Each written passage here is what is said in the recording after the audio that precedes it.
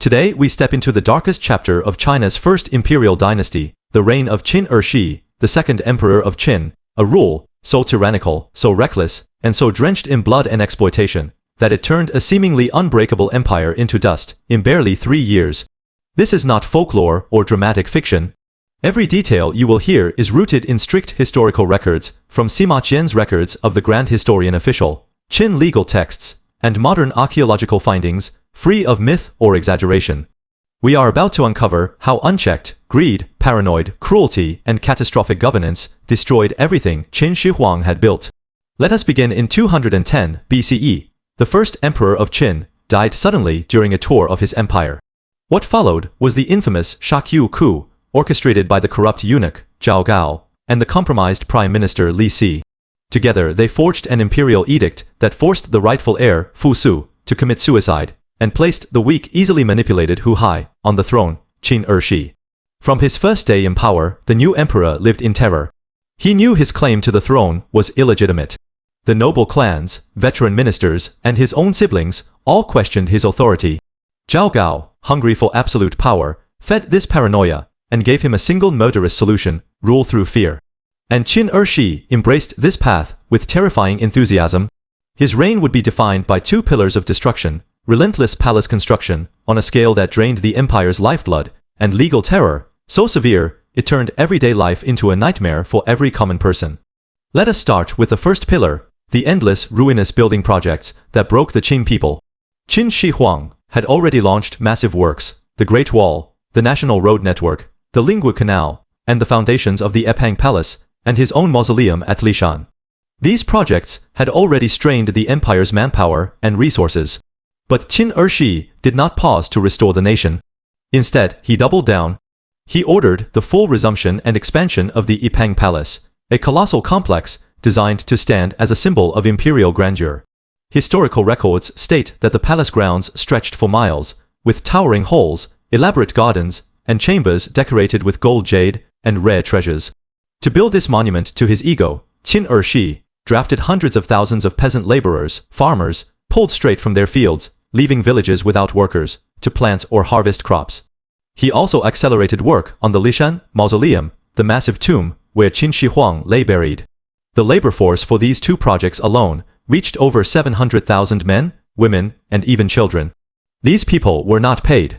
They were conscripts, forced to work without rest, fed barely enough to survive, and beaten or killed if they slowed down. The burden did not end there. Qin Shi ordered 50,000 elite soldiers to garrison Xianyang, the capital, to protect his regime. To feed this army and the endless laborers, he imposed crippling new taxes. Farmers had to surrender most of their grain harvests and transport it hundreds of miles to the capital at their own cost. The law even decreed that no one within 300 li of Xianyang could consume the grain they grew. It all belonged to the emperor.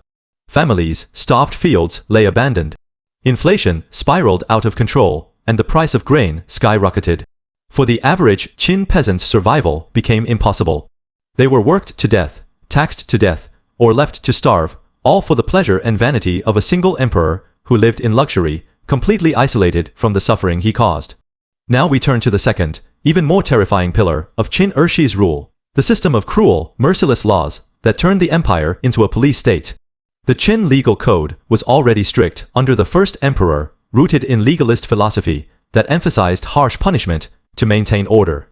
But Qin Shi, following Zhao Gao's advice, made these laws exponentially more brutal. He implemented the so-called policy of supervision and accountability, which demanded that officials punish even minor offenses with the harshest penalties. The goal was not justice, it was to terrorize the population into complete submission. The laws became so dense and detailed that Sima Qian described them as more numerous than the reeds of autumn, and tighter than congealed fat. Ordinary people could not go a day without risking breaking a law they did not fully understand. Let us look at the reality of these laws. The Qin system used collective punishment known as lianzuo on a terrifying scale. If one person committed a crime, their entire family, neighbors, and even fellow villagers could be executed, mutilated, or enslaved. The list of capital offenses was endless.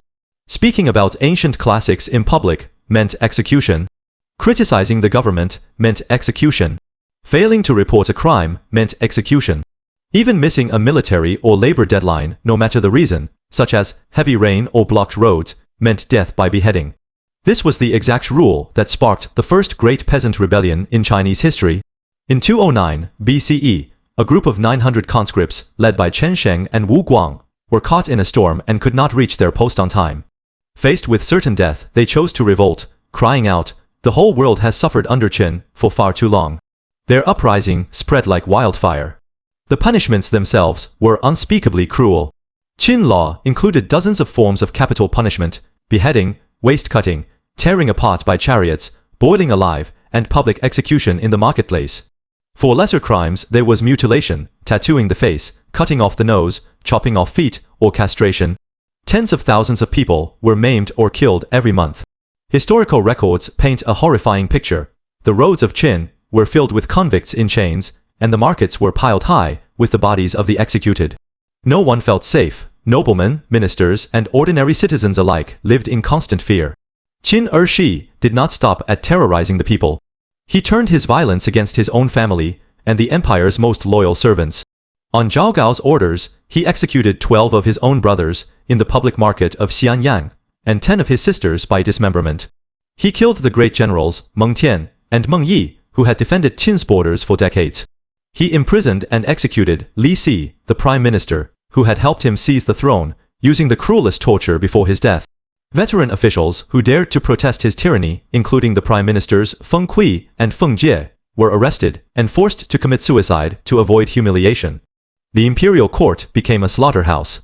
Loyalty was meaningless. Competence was a death sentence. The only way to survive was to obey blindly and remain silent.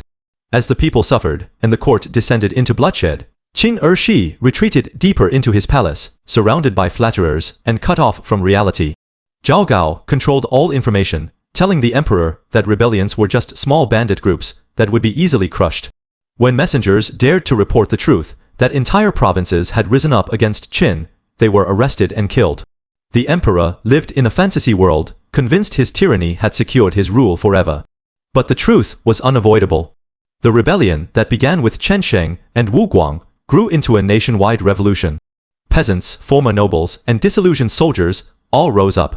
The Qin army, once invincible, collapsed from within. Generals, defected soldiers, refused to fight for a regime that had destroyed their families. In 207 BCE, Zhao Gao, fearing the collapse, forced Qin Shi to commit suicide. The emperor, who had ruled with unthinkable cruelty, died alone, abandoned by everyone, just 3 years after taking the throne. Months later, the Qin Empire officially fell. The first imperial dynasty in Chinese history, which had conquered all warring states and unified China, was erased in a flash, destroyed not by foreign enemies, but by its own leader, greed, cruelty, and complete disregard for the people. If you enjoyed this journey into ancient China, hit like, drop a comment, and subscribe for more epic history. See you next time.